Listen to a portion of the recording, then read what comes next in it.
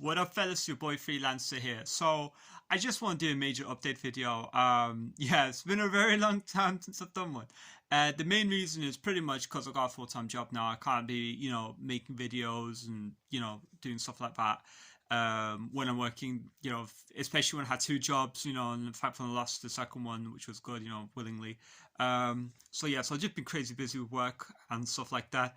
And another reason is slightly more depressing. There hasn't really been much last year that really inspired me. Even though 2020 wasn't a great year for hip hop, it had Funky Fresco. I like that tape a lot. It had and Meet the Woo 2, which had some really good stuff on it. It had Savage Mode 2, which grew me a lot, especially songs like Running and the Young Folk track.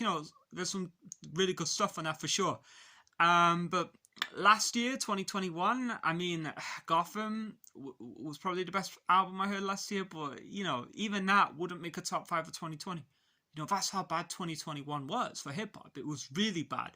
So, I just don't want to do a million and one reviews of like, this is mid.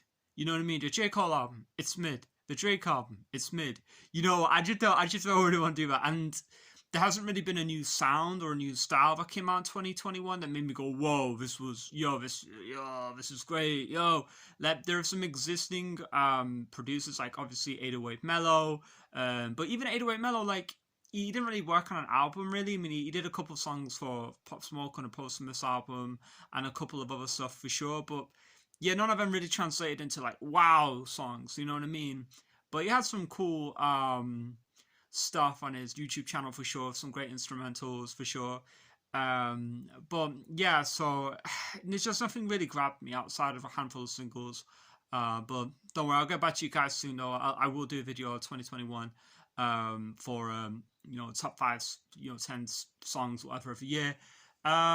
Yeah, so I've just been really busy, with work and stuff like that, and you know what I mean. And I just didn't want to do a bunch of reviews being like, you know what I mean?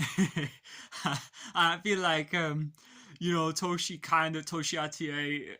is pretty much doing everything I can do, but he's saying it in a way that's a lot more confident, a lot more like, because I'm too polite with some of these album reviews. You watch some of them, and you're like, wow, so he thought this album, you thought this was alright. I'm like, yeah, it's just alright. Like for me, an album, a song that's mediocre is a song that's mediocre. Whereas, with other people, a song that's mediocre is garbage, right?